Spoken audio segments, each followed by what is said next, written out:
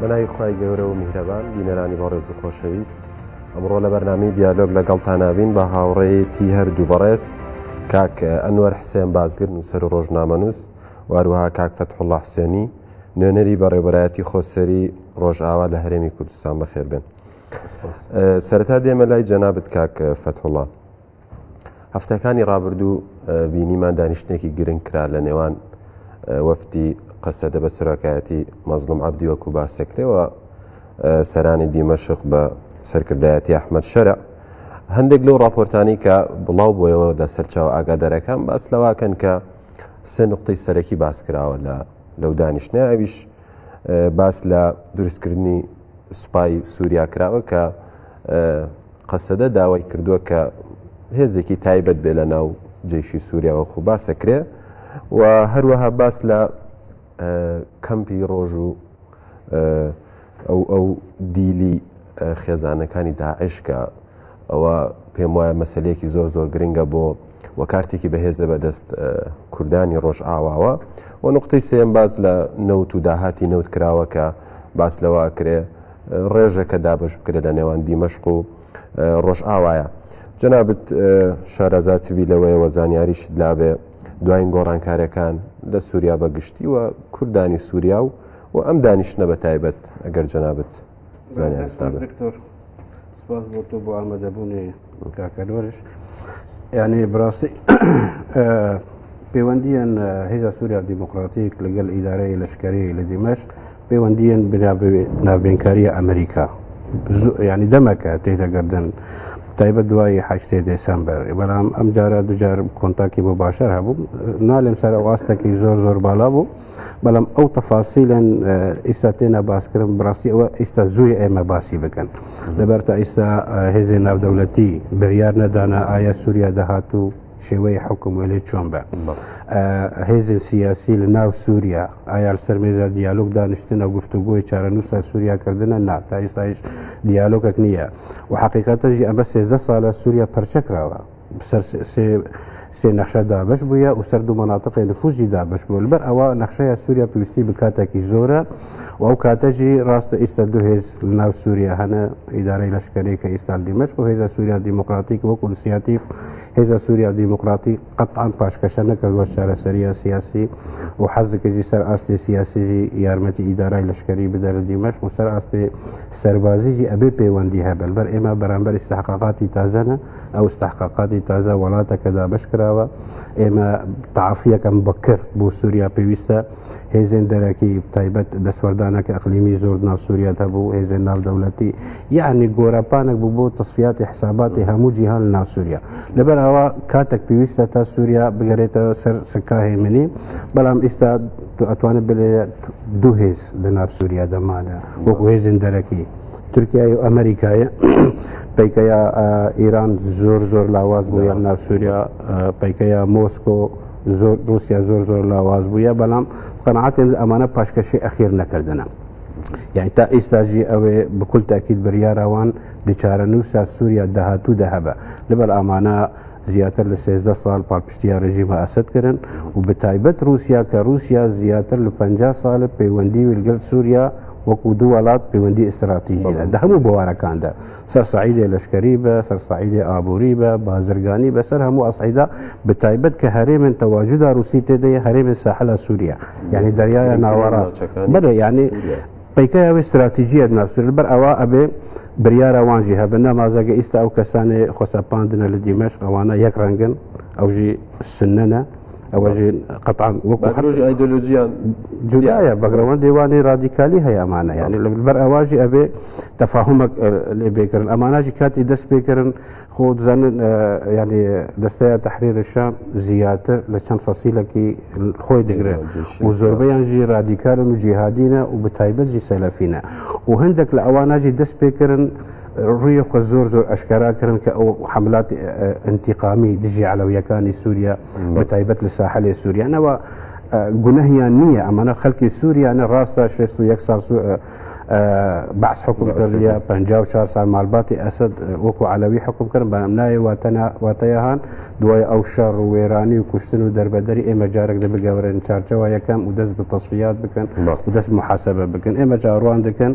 هي من يك بسوريا وكو كرد إما نبشكن جالوزي بشكن شارع سريع سياسي وكو هيزا سوريا ديمقراطيك دستي ولا بو گفتگو كردن وبو يارمتي دانا همو هيزن لشكريان هيزن سياسي سوريا دك إما قريبا هيمنيه بين سوريا بلام سوريا كتازه سوريا كنايك بكاتا حكم بك وسوريا كهمو استرجيهان تكزك كأبي حكم دمشق بالتشاركي بالتوافقي بين همو نتوكاني سوريا وبكاتين سوريا دست خوش كاغانور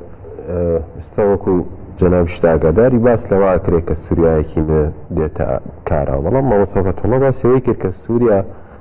زياد لدى صالة بديفاكتو بارچه بوا يعني برای جناب الاستنگا كان يعني پیم وای ئاستەنگەکان زۆر گەورە نێسا باس لەوە ئەکرێ هێزێکی نیشتیمانی دروست بکرێ بەڵام ئایا کام هێزی نیشتیمانی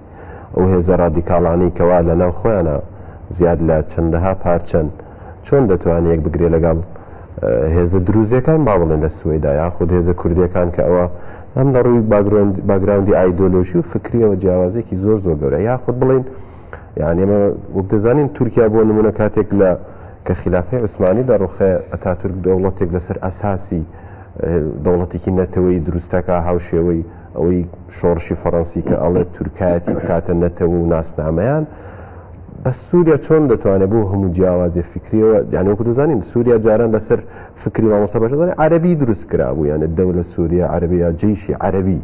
عربي ناسنا والله مثل باز لو جواز مذهبي وطائفي وأمانة أكري شون سوريا أتوانه يعني فكريكي تازة ياخد شون الله نتويكي تازة فكري بك همو سوريا كان كوكاد بما أستانجا كان زورن يعني بو أستانانية و ليرو دي مصر رولي ولاتي إقليمة كان ياخد بتايبت إيران كارتي علبي كأستاو كارتيكي قوري من بما هواش لنا خوي سوريا شاد لمدة تأثير كان زياتر دركوه إيران استوى دركوه كلا لسوريا ولا ناوچەکە لە پاشەکشیە بەڵام ئێران وڵاتێکی ئیقلیمی گرنگە و مێژوو دەسەڵات و نفوزی تەنها لە سووریانە لە سووریا لوبنان عێراق تا یەمەن ئەڕوا بەڕای جەنابەت یانی ئەم پاشەکشێ یاخود ئێران پێت وایە حەملەیەکی تازە بکە بە گشتی ئەگەر حەزەکەم جەنابەت باسی ڕۆڵی دەوڵەی قلێکەکەمەوە لەو ناوەندەشە کورد ئایا لەم معادلەی ئیقلیمیە چی دەورێکی یاخود چ کارتی و شانسێکی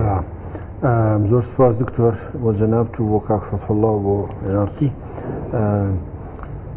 لە ڕاستیە ئەوەی جەنابیش گوتت سووریا لەبەردەم ئاستەنگی گەورەی مەسەلەن تایفی مەذهبی ئیتنیکی عرقی و لەلایەکی تریشەوە لەبەردەم ئاستەنگی ئەو دەخالەتی ناوچەیی نێودەوڵەتی و لە هەمان کاتیشە مەترسی تیرۆر ئەمانە جگە لە ئەو چاوتێبڕینەی کە هەیە لەسەر وزەی سووریا ئەو وزەی بە تایبەتی نەوت و گاز و بە پەیوەندی دامەزراوەی بە پەیوەندێ لێکۆڵینەوەی دامەزراوەی ئەڵمانیا کە تازە بڵاوی کردوتەوە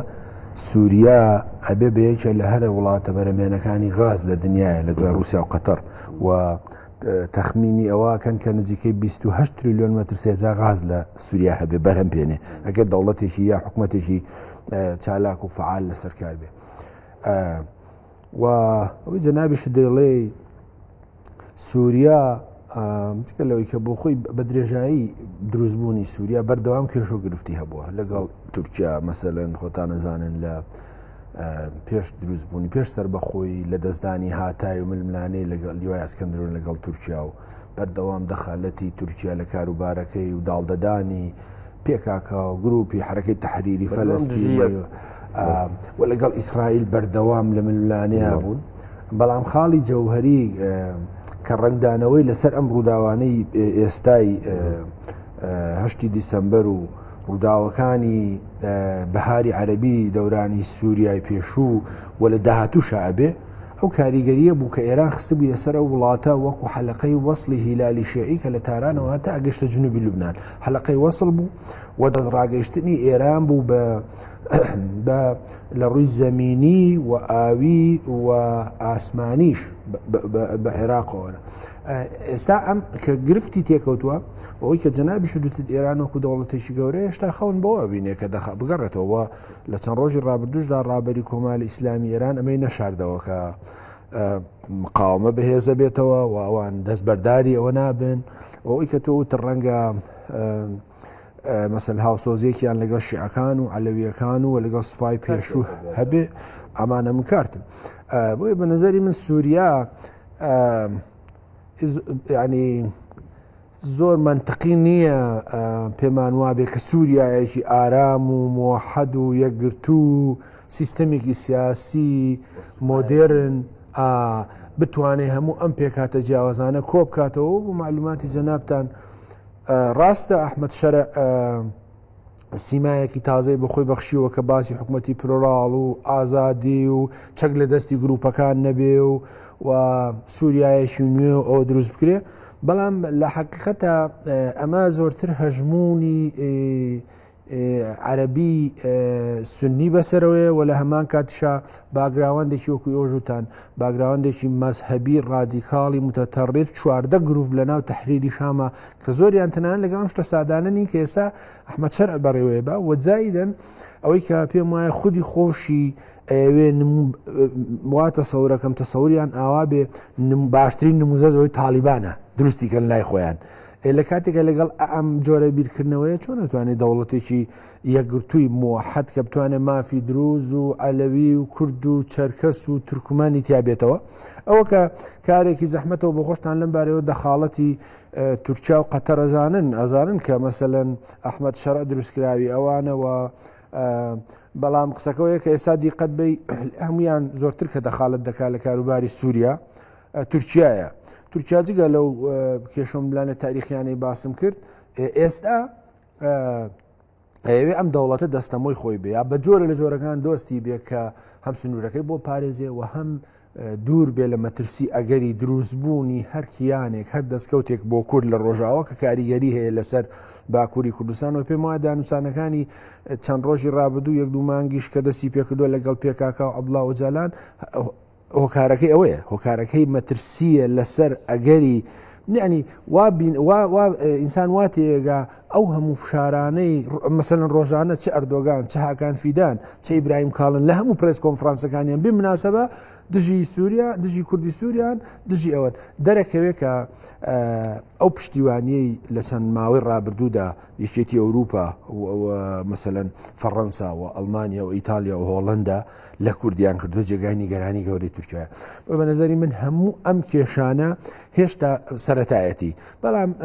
قسەکەوەیە کە پێم وانێ ئێران بە ئاسانی دەست لەو هەیمەنە و هەژمونەی خۆی هەڵگرێ لەبەرەوەی ئاوا بیرەکاتەوە بۆیە ئەبینی ئێستا سبەینێ سۆدانی سەردانی تارانەکە و لە یەک دوو ڕۆژی ڕابردوودا قەعانی لە بەغا بووە و هەفتەیەک لەوە پێش چەند وەفدی گەورەی ئێرانی لە سلێمانی هەولێر و بەغا بوون و لە پاڵیا وەفدی ئیسرائیلی لە منتەقەکەیان و لەگەڵ هەسەدە و مەزلوم عەبدی کۆبوونەوەکەن و تورکیا ئەوێ مەسەلەن یاریەک بکات تەمسیلێک بکات کە هەرچی چۆنێک بوو ئەو فشارانەی کە لەسەرێتی کەم کاتەوە.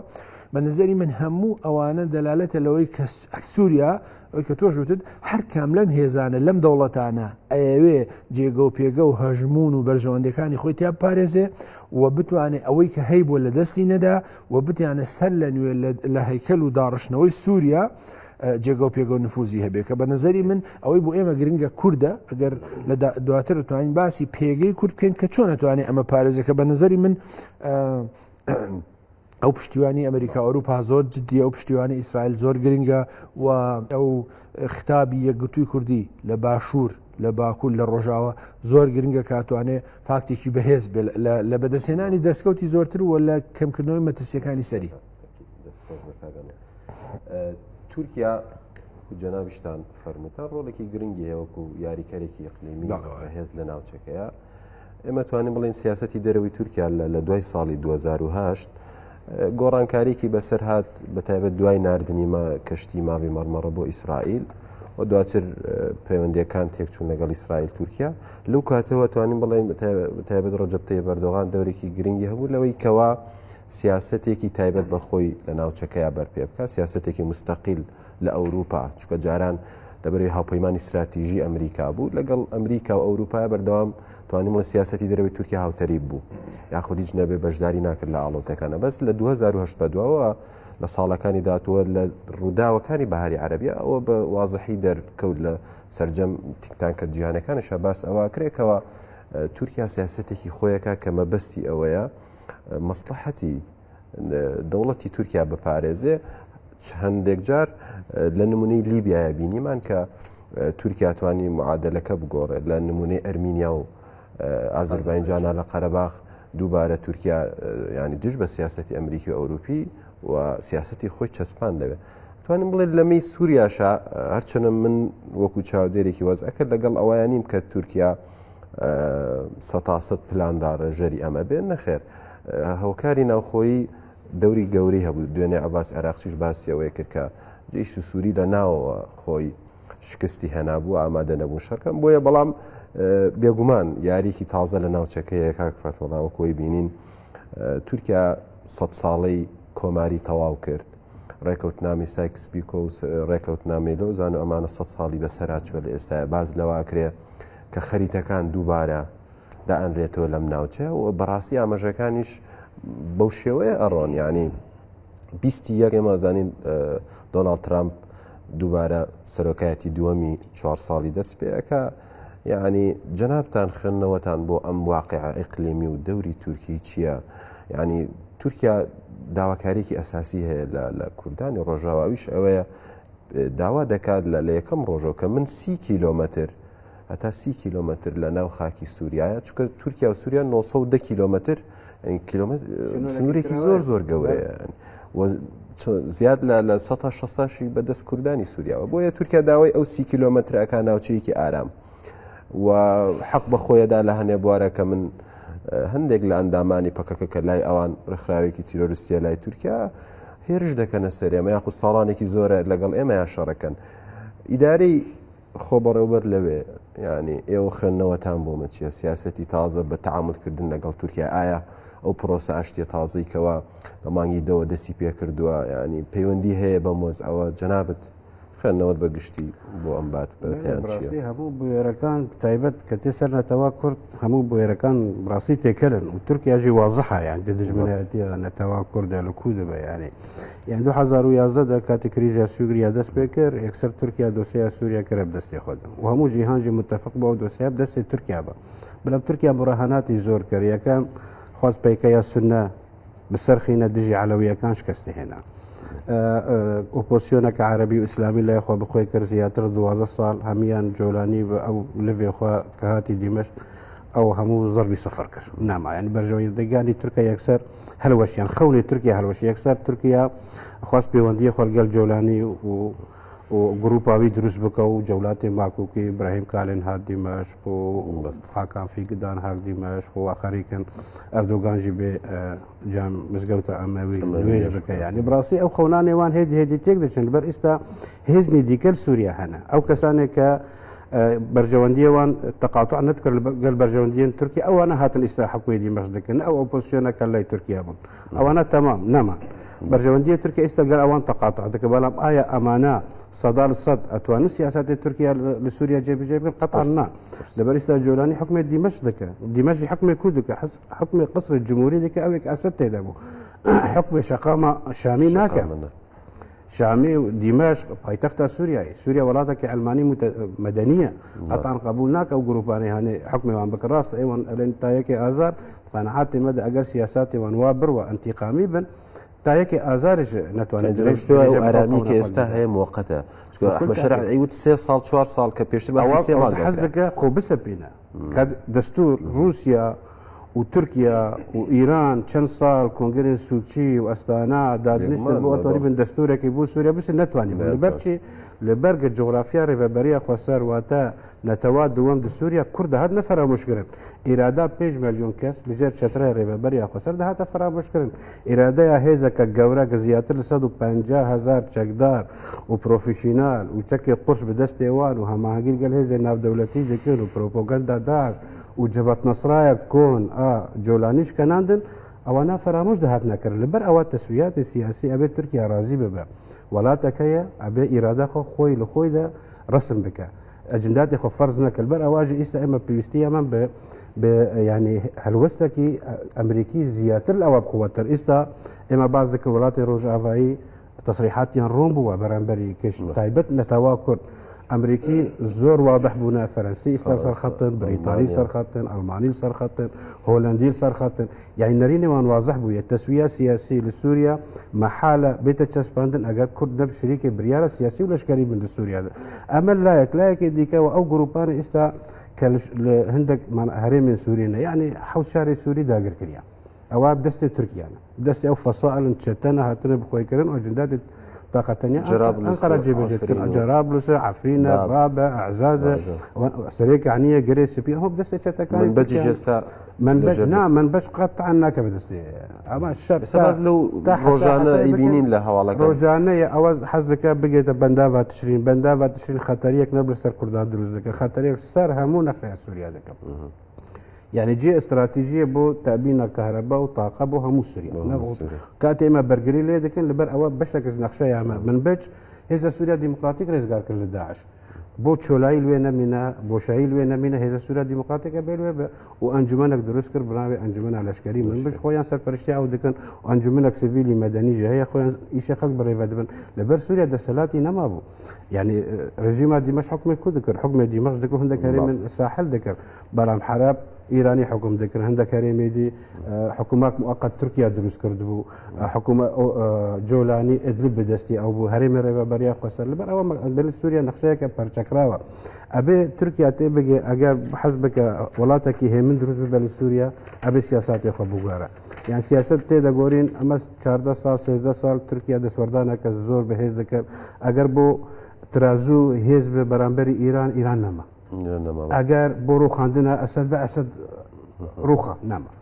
اگر بو پیکیا کرد به اما چند سال تحریش هری من کردی دک و هری من ریو بریا خسر دک جگال زیان و ضرر انسانی تشت قازنج نکر يعني واقتصاد تركيا اما چند سال كتير بدون تركيا جستا تقريب تفاهمي كي كمشي بو مزعويه ك بس بروسيا اشتي دوباره كمن بيم واعي يعني بشي جوري في سوريا بروسيا اشتي اگر لباكور كردستان بالسر كوا مباشر انعكاس دبلسر روجافاي كردستان اكيد يعني قدرك ام بيكوي وسينورك كراوا بين سوريا وتركيا وبين روجافاي لانه نسيبينه كوباني بتشاو دمين ده يعني اجل بر او بين مثلا او 5 كيلومتر يا 6 كيلومتر اردوغان بازك نه 5 كيلومتر 2 كيلومتر اگر تركيا بيننا وسوريا روجافاي كردستان نامينه 2 كيلومتر لبر سينوري ما خط الترين سكي ترين يعني سريك عني درباسيا مظلوم عبدي باسي وكا كيما كيشمان يقر هزكاني دمشق جبين لسر سنور بكل تاكيد هزكاني دمشق بين هزكاني ناف دولتي بين يعني ايه ما خطر نيل لسر تركيا ورايدار تركيا باجزان چنجار سرداني من سياسي بو أنقرة دروس بنا خو إما تا استاجي تركيا نروك ولا تكيدر أفسي هيمنيا وان هيمنيا إما يكفي شك بقالي خاكي تركيا وباكوري كردستان نهت يتقاندج لهذا سوريا ديمقراطيك دم أجر سينور با خومان أو سينورا باراستوا خومان أو سينورا بس سينوري خومانا بلام تركيا ديارة تفهمنا كديارة عندك مقايضات حزك خسارتك جورة كرية تركيا دعم كريزة براستي يعني بلام أبي مقايضات إيوان لقال أمريكا بيتا كرن لبرق أمريكا دوسيا باكور رجلات سوري دستي أمريكا دايا وإستاجي أجر تبي سرتشتكي ديك دوسيا دروزان دستي إسرائيل دايا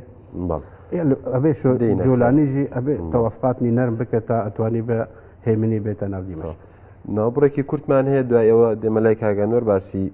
دوایین گۆڕانکارەکان و موتەمەری وەتەنی کە باسەکرێ کۆنگرێ نیشتیمانی دەچینە لای ناوبڕێک و دێنەوەلاتە.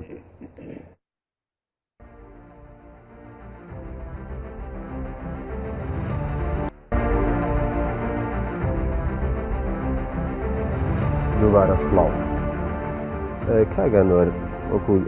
ئەردوو جەنابتان فەرمووتان لە ئێستا دۆخەکە هەستیارە هەم لە ڕووی قلیمی و ناوچەکە ژوە سەررجەمە وڵاتە زلهێزانە بەشدارن لە معادلی قلیمی لە سووریای تازایە هەیە و لەم نێوەندەشا توانی بڵێن فرسەتێکی شەیە بۆ کورد بۆ پێی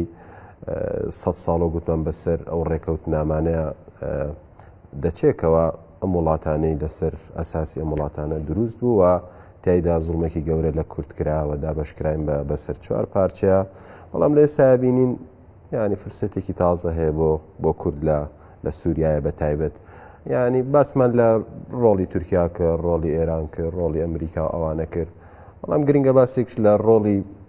کوردانی پارچەکانی تر بکەین و بەتایبەت هەرێمی کوردستان لە هەرێمی کوردستان دەوری هەرێمی کوردستان ینی ئەمڕۆ باس لەواکرێت سەرۆک وەزیرانی هەرێمی کوردستان لە تورکایە کە من پێم وایە یعنی تورکیا ڕای هەرێمی کوردستان و بە تایبەت ئیداری هەولێر ڕای ئەو گرنگە بۆی پرسوڕاوێژیان پێکاوە پەیوەندی هەیە بە مەسەلەی سووریاوە باز لەوا کرێ بە ڕێز نێچیرۆ مەرزانی سەرۆکی هەرێمی کوردستان بە نزیکانە سەردانی سووریا بکە ئەمانە هەمووی ئاماژن کە هەرێمی کوردستانیش دەمبینە ڕۆڵی هەیە و وڵاتە ئیقلیمەکانیش باس لەوە دەکەن کە پێویستە هەرێمی کوردستان و دیارە دەوری هەبێت جنابەت پێت وایە هەرێمی کوردستان چی کردووە چی بکە باشە بۆ ئەوەی هەم سوود بە کوردانی ڕۆژئاوا بگەێنێ هەم دەورێکی پۆزیتیڤی هەبێت لەم ناوەندە دکتۆر خۆی لە ڕاستیە هەم باشووری کوردستان و ڕۆژاوای کوردستان محکومن بۆی کە بێ هاوکاریەک بن ئەلەو هەلوو مەرجە پڕ دژوارەی هاتوۆتە پێشەوە هەرچەندە گرفتێکی تاریخی هەیە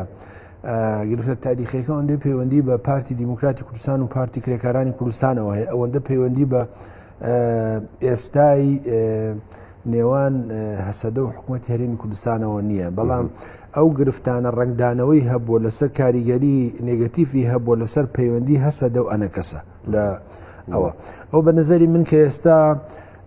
ئەوە جەنابیشت باست کرد بە پێشنیاری ئەمریکەکان و بە تایبەتیش فەڕەنسیەکان دیدارێک لە ماوەی ڕابردوودا لە نێوان بەڕێز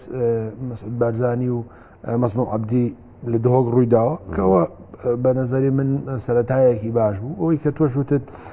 بەدیسانە لەسەر پێشنیاری ئەمریکەکان و فەڕەنسیەکان وا بڕیارە نێچیروان بارزانی هەم بچێتە دیمەشق هەم بچێتە ڕۆژئاوا نەخێرەوە سودفەنین و پێشتریش وەفتێکی باڵای خۆسەری دیموکراسی و ئەوانە هاتوونە سلێمانی یەکێتی نیشتیمانی کوردستان و بەڕێز باڵ تاڵبانیان بینیوە و خۆشتانزان پەیوەندی یەکێتی لەگەڵ ڕۆژاوا پەیوەندێکی سەمیمانەتر و دۆستانەتر بووە بەڵام بۆ پێی کە سنوورەکە زۆرتر لەگەڵ لە ڕووی جوگرافیە و جیۆپۆلیتیکەوە زۆرتر لە نێوان لەگەڵ پارتی دیموکراتی کوردستانە ئەوە گرنگە بە نەزەری من هەموو ئەمانە گرنگن کە بتوانن ئەم قەیرانانەی نێوانیان کۆتایی پێبێنن و دەواازەکانی سمێلکە ئەوانە مەسەلەن ئەکرێ زۆرتر ئاوەڵا بکرێ و بە تایبەتی کە ئێستا ئوستاس تەنانەت بۆ معلوماتت ئیسرائیلەکانیش لەگەڵ ئەم جۆرە مامەڵەیان و ئیسرائیلەکان نایان شاردوێتەوە کە هەم فشارەکەن لە پێم وایە هاتنی بەشێ لە هێزەکانی ئەمریکا بۆ کۆبانی لەژێر فشاری ئیسرائیل و فەڕەنسیەکان بوو کە داواکەن پشتیوانی زۆرتر لە کورد بکرێ و ئەو داوایانەی کە تورکیاییکە لە شوێنێک ڕاوەستێەوە خۆی کە دەست پێ پرۆسی ئاشتی مەسەلەن ئەو پرۆسی ئاشتی ئەتوانێت کاریگەری پۆزتیڤ لەسەر پەیوەندیەکانی تورکیا و کورد لە منتەقەکەیە لە باشە و سەردانی کە توی لێ بەڕێز مەسرور بارزانی و تەنانەت کاکشاسواریش کە ئێستا لە تورکیان هەمووانە پەیوەندی ئەم بزۆر لە جۆرەکان بم بابەتانەوە هەیە یعنی مەسەلەن پەیوەندی بەوە هەیە کە هەر چۆنێکیانەی حکوومەتی هەرێمی کوردستان زووتر پێک بێ بۆی لە ئاز ئەو قەیرانانەیە و بە تایبەتی کە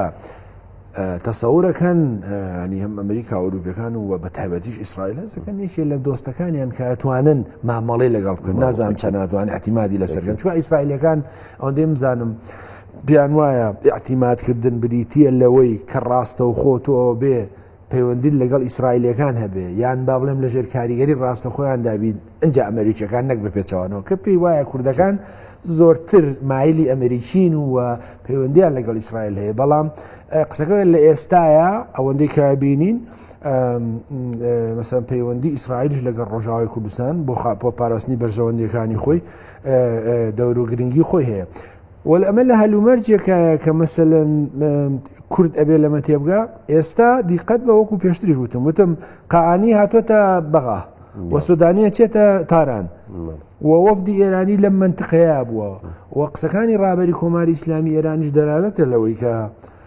ما ترسيل سر عراق هي ما ترسيل سر يمن هي بۆیە کاتێککە مەترسی لەسەر عێراق هەیە کەواتە ڕاستەوخۆ پەیوەندی بە هەرێمی کوردستانی شەوەیە کە بە نەزەری من ڕەنگە ئیجابی بێ گرفت ئەو کێشانەی کە بۆ عێراق دروزە بێ ئەو هەژمونە شیعەگەرایەی کە زۆر جار گرفت بۆ هەرێمی کوردستان دروزەکە و زۆر جار پەلاماری ناهەق ئەدرێ ئەمانە بە نەزەری من ئەتوانێت ڕۆڵی هەبێت لە کەمکردنەوەی ئەو مەترسیانە و بە هەماشیەوە لە یەمەنیش لە ئاسی نێودەوڵەتی ئەتوانێت جا بە نەزەری من کاتێک ئەم گرفتانە دروست دەبێت لە عێراق لە یەمەن بێگومان بە قازانجی کووردە بەڵام قسەکەوەی کە ئەبێ مەسەڵەن ئەم پەیوەندیانە بە جۆرە لە جۆرەکان ڕێکخرێ یعنی وا باشە پەیوەندیەکانی هەرێم لەگەڵ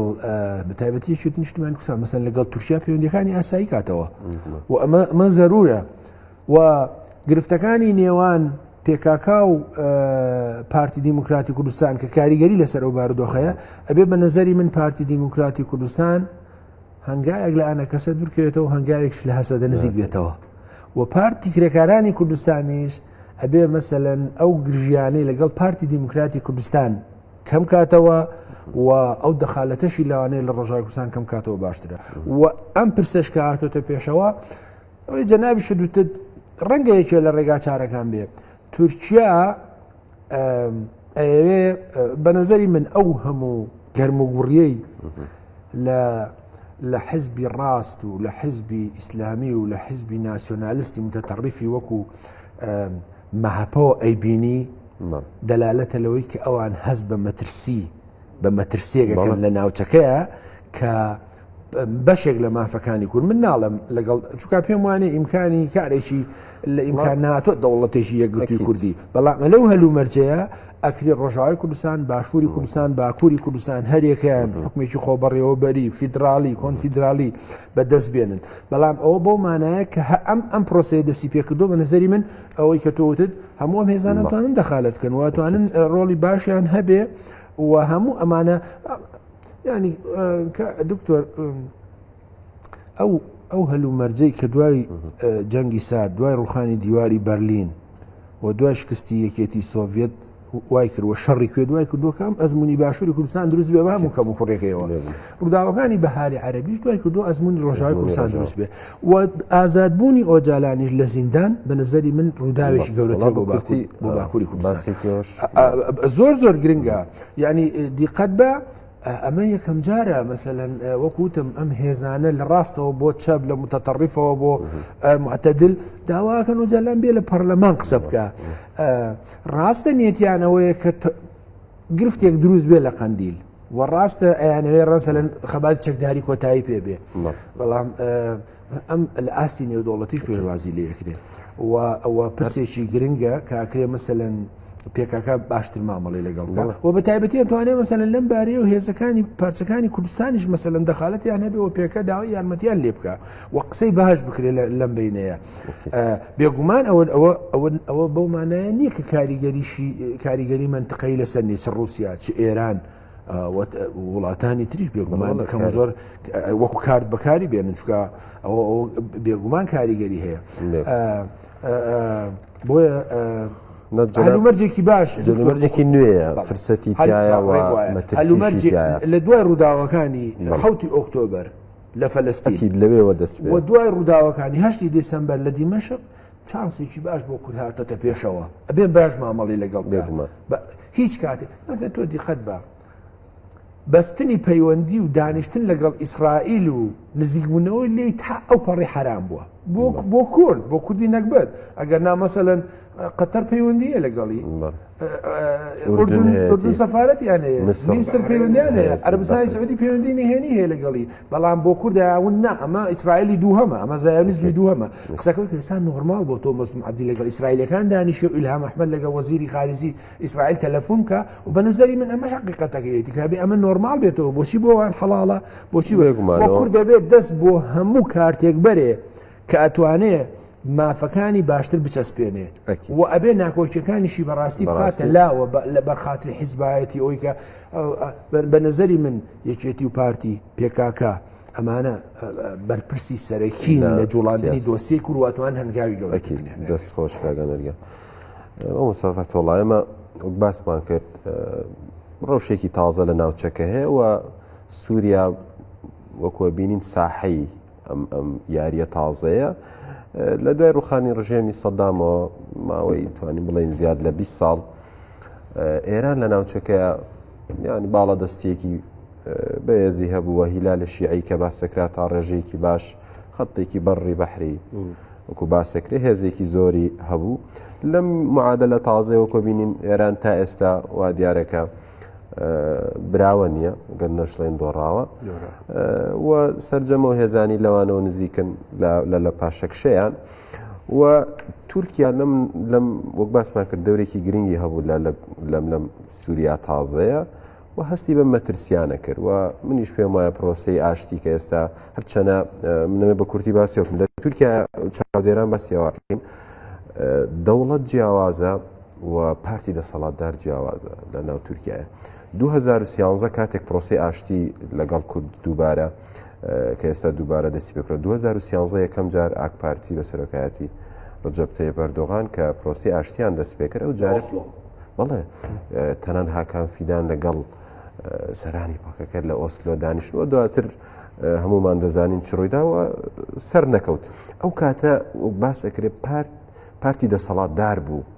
بزوێنەری ئەو پرۆسەیە جیاوازی ئەم جارە ئەوەیە کە ئەم جارە دەوڵەتە لەسەر تورکیا باسیواکرێت دەوڵەتەوە بەسییانەوەی هەم دەوڵەت باخچە دیە هەم دەوڵەتە بە معنای دەولەی ئەمیقا بۆیە شانسی بەڕای من شانسی سەرکەوتنی ئەم جارە هەیە بەڵام کۆی پرۆسەکە دەوڵەتی تورکیا خوێندنەوەی بۆ ئەوە هەیە کە ناوچەکە گۆڕانکاریەکی گەورەوە باز لە دەوری گەوری ئیسرائیل ئەکرێت کە ئەوە گوتم خەریتەکان دووبارە دابنرێتەوە بەڕاستی وەکو جەنابیشت باس کرد سووریا بە دێفاکتۆ پارچە بووە زۆر قورسە نەک ئەحمە شەرق هیچ هێزێکی تر بتوانێت کە سووریایەکی یەکگرت و من لەوەیە فیدراڵی دروست نەبێت چەند ئێستا جەنابیشتانەوە هەسەدەش باس لەواکە کە یان ئێمە داوای فیدراڵ یاخود کۆنفیدراڵی ناکەین باس لەواکەن کە ناناوەندی بێ لا مەرکەزیەتێک هەبێ کە ئەوە حلێکی ئەوەیە بەڕای جەنابت ینی باسیمان لە ئەستانگەکانیش کرد باسمانە دەوری تورکیاش کرد یعنی باز لەواکرێ کۆنگرەیەکی نیشتیمانی دەستورێکی تازە بکرێ چی تازە هەیە لەم بوارەیە ئایا کورد لە سووریا ئێوە یەکدەنگن ینی مەسەرەن ئەنەکەسە و هەسەدا یا بڵێن هێزە کوردەکان بەعام ینی لە چ حاڵەتێکان داوای چی ئەکەن ئەو کۆبوونەوەی کە ڕوویدا نزیک لە دیمەشق تەنها هێزەکانی وەفتی هەسەدە بوو یاخود ئایا کوردانی ئەنەکە یا بڵێن پارتەکانی سەر بە ئەنەکەسە کاوانیش بەشێکی گرنگن لە کوردانی سووریا ئەوان چی دەکەن داوای چی ئەکەن یاخود چی پێشاتێکی نوێ هەبێ بۆ کورد يعني براسي شت تطورك باش بو مسألة كردي لباكوري كردستان يعني تركيا بيبقى أو انعكاسك إيجابية بوسر رجابة كردستان وأم هريمة كردستان كهي كهريمة كي دستورية أو وكو واقع حال يعني برنجك إيجابي سر هر چار پرچه كردستان جدي قاريتا ويستابيو نموذجك باش كحسن كاكنور جي بحثي مرسلة بيكية حكومتي هريم كسيانية هريم كردستان أجر أتواني با وكو شخصيات اعتباري ودستوري كاري با ثقل خوي دبلوماسي وسياسي بكار بينا بو أتواني بن يعني هيمنية بيت سوريا وما في ملتي متى بيت تشسباندن خد انتظارن سوريا بديان فصائل الجورا وجور تدهن برجوانديا ولاتان تدهن هريم كردستان كارو لك إيجابي بليزي يعني ده أم درباراده وهذا كردستانيش قناعات مد هز يعني كان ورجب يجيتين اجتماعي كردستان هالوستي واضحة برام بروجاوا هالوستي داعمة وكو حزبك كردستاني وتا استاجي هالوستي ويرونا وداعمة سرها همو استكان بو رجاوا كردستان وما في نتوا كامل لبر أوا إما بيسيما بتوافقك كردي هيا راستا وتا استاجي إما ڕاستە ڕێ بە بەریاخۆ سەر هەیە و چترەیەکە گەورەیە و 5 ملیۆن کەس لێ هەیە و هیزە سووریا دیموکراتیکە لەگەڵ ئەواژی ئێمە ئێستا خەریکن کۆنگرەیەکی موساڵەحا نیشتیمانی کوردی بکەن لەناو ڕۆژئاوای کوردستان زۆر گرنگ هەموو حزبێن سیاسی کوردی بێنە داواتکردن خۆ داوای فدرالی یا کۆنفدرالی یا سەربەخۆبوون یان مافێ چارەسەری یان حکومی ذاتی ئەوە نا استحقاق حزب سیاسی تااقەتەنیایە ئەو کۆنگەرە جامعە هەموو ڕێکخراوین جڤاکە سیڤی ڕەوشەمبیر نویسکار هەموو کەس خۆت ببینە ئەتوانی بێ بریار ڕایە خۆ بدە ئەو ڕایە هانە ئێمە ئەتوان وەرگن بە ئەنە کەسێوەش هەمویان بێنە کاکە وەرە گفتوگۆیەک بکەن پەلەمان نییە جوزو بڕوندی مەشدانیشم پەلەمان نییە بڕاستی ینی ڕێبەبەری ئاخۆسەر هەیە و ئیشی خۆمان هەموو بڕێبە دەچوو سووریا دە جەنگێک تاافی دەبوو ئێمە ڕێ خستبوون مەسلمە ئەهلی پاراستمە جغرافیا خۆ پاراست لەگەڵ عەرەب و لەگەڵ بەێ بە کول تاکید و کاتی کوردی بەس کوردی لێ ڕێژەیە زیاتر 20 شەربان قەسەدێ عەرەبن سوریانن و ئاشورین و شریکە بریارە سیاسین دەستگەیان ڕێبەبەری ئاخۆسەر قەتەن ئەو احتیکارتنە یعنی ئیجاد چۆن ڕێگا بدە ئەو خەڵکانە ڕێگانە هەندێک هێزن سیاسی کوردی ینی نا بڕاستی ڕێگا دەرگا بوان والایە و ئیستاژی خۆیانجی لە هەولێرن خۆدان دەزان مەرجعی ئەنە کەسێ لە هەولێرە و ئەبێ بەرجعیاتی خۆ ببین ئەوژی بریارێک وەرگرن قەنەعاتی مدژی کۆنگرێک ئێمە لە دارخین و ئەنە کەسی ژلی ئامادەش بەربەری چەند ڕۆژێکی بەنامەیەکە باش دەرخستن تەکەسکردن کە ئێمە دیالۆگە کوردی سەرکەفتنە دیالۆگە کوردی ئەوە لایمە هەدەفێکی استراتیژیە یعنی ئەبێ نەجاحەتی پێبینن بتامان زانکی وەختی کورد یە خیتابیان هەر ملەتی مە دڵنیا دبە ڕحەت دبە ئەتوانی بزانی بە کە هێزن کوردی ئەتوانی یە خیتاب بڕۆن دیمەش ئەگەر بڕۆن دیمەش بنابێن نەتەوا کوردیانی لەبەر استحقاقەکە یعنی نەتەوا کورد نەتەوەیەکە مافی هاتیە چاوساندن نەتەواوی یان هیچ استحقاقاکی نەبوو ضریبا هەری گەورە ملەتی کورد سووریا دەدا هەرێمێمە هاتبوون فەرامۆشکردن نەتەوامە نەوەک نەتەوا دوم لێ دەنرین بە 10,000 ماڵبات جنسیە سووری وان هاتە وەرگرتن بۆ مافێوانی دەنگدان نەبێ هیچ انتخاباتی دروست دەبوون من ئەتقیمە نەهاتنکردن ئەگەر هاتە کردژی بتەزویر بووە ئەبەیەکی باسی فەرزی سۆرتە بکەن تەتوانی بۆ حکمی هەرێمی خۆ بکە لەبەرەوە دەرفەتێک بۆ مەهاتیە کە ڕاستە ڕێبەبەریە خۆسەر هەیە و هەموو شتێمە بڕێک و پێک و جوغرافیامە دیارە بەڵام ئێمەجی ئەبێ شەریکە بریارە سیاسی بە لە دیمەش جبەر تا ئێستاژی ئێمە لە سووریا دنەرن وەکو یەک نەخشە ڕاستە پەرچەکراوە مەناتقی نفوزن بەڵام ئێمە لایمە نەخشەیە سووریا تا ئێستا یەک پەرچەیە و ئەو وڵاتە لەناو خۆی سووریا دەتوانی فۆرمێک لە فۆرمەکانی دەوڵات بەر پێش 8 دێسەمبەر گەلک تەواو نەمان شکستن یعنی ئەگەر ڕێکەفتنە کوردی هەبن نامانی هێزێکی ناوەندیش لە دیمەشق حکمی هەموو بکل تاکید ئەگەر بکرەژوی حکمێ هەندێک گەرەکەکان دە دیمەش دەبکە حتا حکمی دیمەشی نەتوانە بکە بڕاستی ینی دیمەش پایتەخت ینی چێ هەموو پێکاتە لێ دژینیانی خۆ نەشارێکی ت بلێ سوێدای هەموو دروزنیا قامشلۆیە هەموو کوردنیا بەس هۆسا ینی سوورەکەم بەڕای من ئۆنی سێری شەکەم سوورەکە تۆزە تەڵخە کاکەن ینی ئەحمەد شەرع یا ئەبوو محەممەد جۆلانی پێشووتر کە باسەکرێ